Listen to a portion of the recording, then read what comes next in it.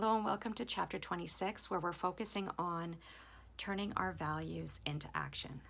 So how do we take the qualities that are important to us and use those to help guide our behavior?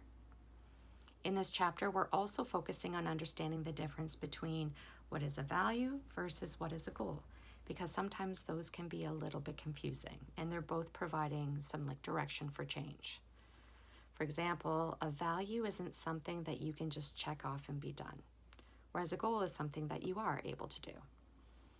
I have strong values around being a flexible and understanding parent, and it's not like I could do that one time and suddenly be finished.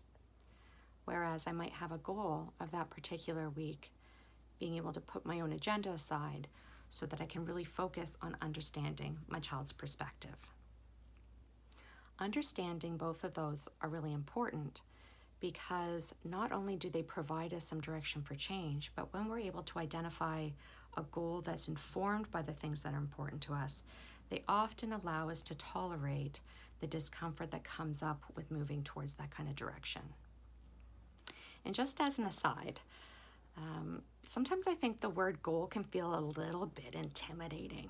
Like we need to do this goal or else we failed, or it needs to be really big. And if you fall into that trap, as I do sometimes, then I'd encourage you to make a little bit of a shift with some of that language. What about the word task? Sometimes the word task can make things feel a little bit more manageable. And every task is another step that helps us move towards the things that are important to us. So this week, I would like you to reference back to some of the values that you've identified in previous chapters.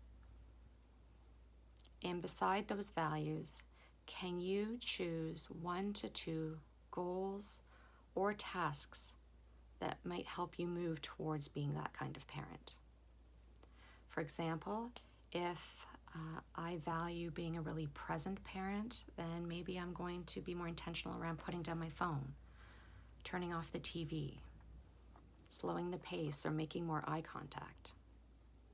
If my goal is to be, or if my value is to be a more patient parent, then perhaps I'm going to try to be more intentionally patient with my child, with others, or even myself. So this week, I'd like you to focus on turning your values into action. Is there a particular task or goal that you might be able to identify that aligns with your values, that you might be able to be intentional around working on this week? And are you willing to notice and maybe allow some of the discomfort that might show up as you move towards? As always, I thank you for tuning in, and I wish you the best in practicing moving those values into action. Take care.